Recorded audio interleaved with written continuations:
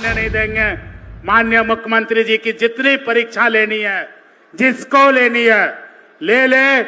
हेमंत न तो झुकेगा और न ही रुकेगा, यह आह्वान करते हैं। जब 1 अप्रैल 2014 को जब ये पहली बार सूबे के मुख्यमंत्री बने थे, 14 महीने की सरकार थी, उस समय ही इन्होंने झारखंड के विकास की खातिर नींव को खींचा था, जिसमें दुग्ध उत्पादकों के लिए भी एक सपना देखा था। और उसके तहत एनडीडीबी को जिन्होंने यहां आने की इच्छा जताई थी, उसके साथ सरकार का एमओयू किया था। 5 सालों बाद 2019 में जब ये एमओयू पूरा हुआ, फिर उस समय सरकार बदल गई। तात्कालीन जो सरकार थी उसने कई महीने तक इस प्रोजेक्ट को अधर में रखा। फिर ऐसा लगने लगा कि पलामू में जो डेयरी शुरू हुआ था वो बनेगा कि नहीं बनेगा, उसके बजट नहीं प्राप्त थे। एनडीडीबी के लोग निराश होने लगे। इसी बीच आप सबने गठबंधन की सरकार को, हम सबको, माननीय मुखिया हेमंत सोरेन जी को जनादेश दिया और इनके हाथ में फिर से राज्य की बागडोर आई। बागडोर आने के बाद किसान भाई जो इससे जुड़े हुए थे, जायसवाल जी जैसे दर्जनों लोग हमारे पास आए और बड़े ही भावुक मन से ये कहने लगे कि एक बार आप होटवार चलिए सर। हेमंत सर ने जिसको यहां पर जगह दिया था उसके जाने के दिन आ गए हैं। हमने पूछा ऐसा क्यों? कहा 5 साल का जो एमओयू था वो खत्म हो चुका है और उस पर पिछली जो सरकार थी उसने सारे पन्ने बंद कर दिए। अब हम लोगों को लगता है कि ये पैकअप की स्थिति में जा रहा है। हमने माननीय मुख्यमंत्री जी को कहा, हमने आदरणीय वित्त मंत्री जी को कहा, एनडीडीबी जिसका पूरे देश में एक साख है,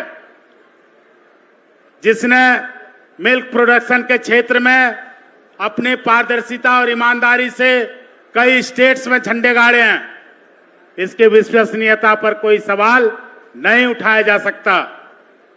जैसे ही माननीय मुख्यमंत्री जी को कहा, इन्होंने कहा उसमें दिक्कत क्या है, तुरंत आप इसका एमओयू फिर से करो।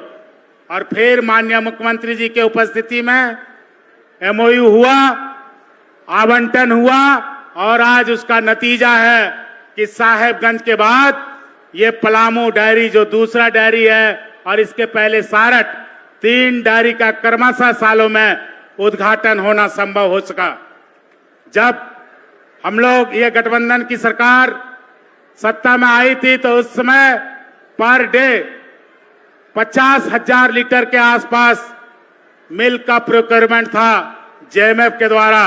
आज यह आंकड़ा लगभग 2.5 लाख लीटर को छू रहा है। हमने एक टास्क दिया था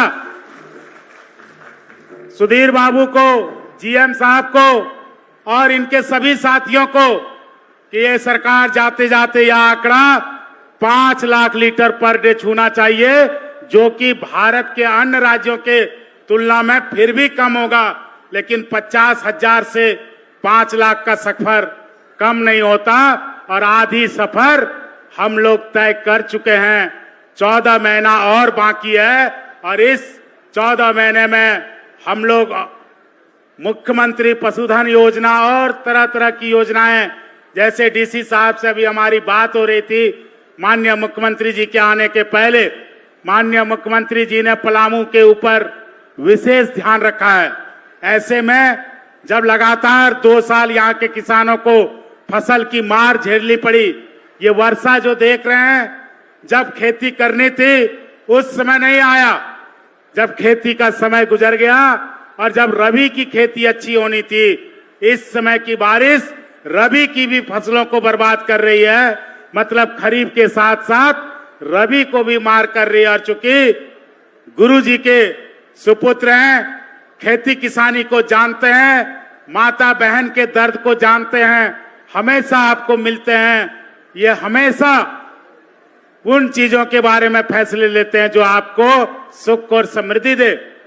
इन्होंने इच्छा जाहिर की थी जब खेती में प्रकृति की मार पड़ रही है तो हमको लोगों को वैकल्पिक व्यवस्था की जानी है।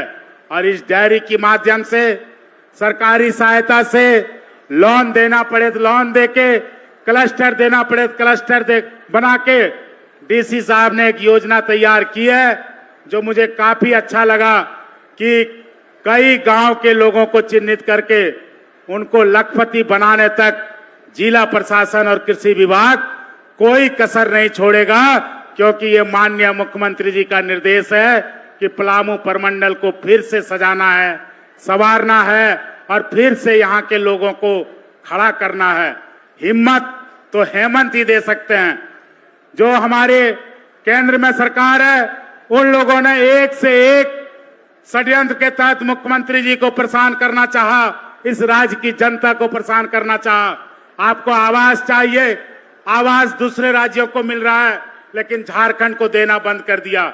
लेकिन माननीय मुख्यमंत्री जी उसमें चूके नहीं, इन्होंने 15,000 करोड़ का अपनी बजट में व्यवस्था करके 8.5 लाख परिवारों को घर देने का 3 रूम का प्लान किया है, जो केंद्र सरकार के असहयोग को आंख से आंख दिखाती हुई योजना है। और निश्चित जिनको छत नहीं मिला है उसको आने वाले दिनों में छत मिलने वाला है। यह बात इस मंच के माध्यम से हम आपको कहना चाहते हैं। चूंकि यह डेयरी से जुड़ा हुआ ये संभाग है, हम डेयरी के बारे में बात करेंगे कि जो पहले कभी ना हुआ वो यह सरकार ने करने का काम शुरू कर दिया है। मिल्क क्षेत्र में उत्पादन को बढ़ाने के लिए, युवाओं को जोड़ने के लिए, महिलाओं को जोड़ने के लिए सरकार ने 3 रुपया प्रति लीटर प्रोत्साहन राशि देने का घोषणा किया है। उसके साथ ही कैटल फीड में सब्सिडी भी देने का प्रावधान किया है। 90 और 75% अनुदान पर मुख्यमंत्री पशुधन योजना के तहत आप सबको गाय चाहिए तो गाय, भैंस चाहिए तो भैंस, बकरी चाहिए तो बकरी, सुअर चाहिए तो सुअर, पशुपालन के तहत इन सब की व्यवस्था हमने की है। जिन लोगों ने सरकार आपके द्वार कार्यक्रम में आवेदन दिया है, प्राथमिकता उन लोगों को दी जाएगी कि माननीय मुख्यमंत्री के आधार पर आपने उनके कार्यक्रम में सहयोग किया, आपको सरकारी योजनाओं का लाभ मिलेगा। इसके साथ ही चूंकि समय कम है और माननीय मुख्यमंत्री जी को आपको सुनना है, मैं इस डेयरी के निर्माण में माननीय मुख्यमंत्री जी के निर्देश पर हमारे विभागीय सचिव अबू बकर सिद्दीक साहब का कोटि कोटि आभार व्यक्त करना चाहूंगा, जिन्होंने हमेशा फोकस किया कि यह योजना जल्द से जल्द पूरा हो। एनडीडीबी के पदाधिकारीगण, जो सुधीर कुमार सिंह जी, जिनको हार्ट अटैक भी आया था, लेकिन खराब स्वास्थ्य रहने के बावजूद भी काम करने की इच्छा शक्ति में कभी कमी नहीं दिखाई और पूरा एनडीडीबी परिवार उनके साथ रहा। विनय चौबे साहब जी का भी बहुत बहुत आभार। जब यह प्लान बन रहा था, माननीय मुख्यमंत्री जी को यहाँ आना था तो सड़क यहाँ नहीं थी। इनको जब हमने बताया तो इन्होंने देन एंड देयर सड़क सैंक्शन करा के और कहा आप डेयरी को तैयार कीजिए, आपके मुख्यमंत्री महोदय जाने से पहले सड़क आपको तैयार मिलेगी। तो जिस सड़क से आज हम आए, विनय बाबू की संवेदनशीलता काम आई, आपको भी बहुत बहुत धन्यवाद। और साथ ही आप सभी संगठन के लोगों, साथियों, सबको जिन्होंने माननीय मुख्यमंत्री जी के हर एक कार्यक्रमों में बढ़ चढ़ के हिस्सा लिया है, हम आपके मान सम्मान को कभी गिरने नहीं देंगे।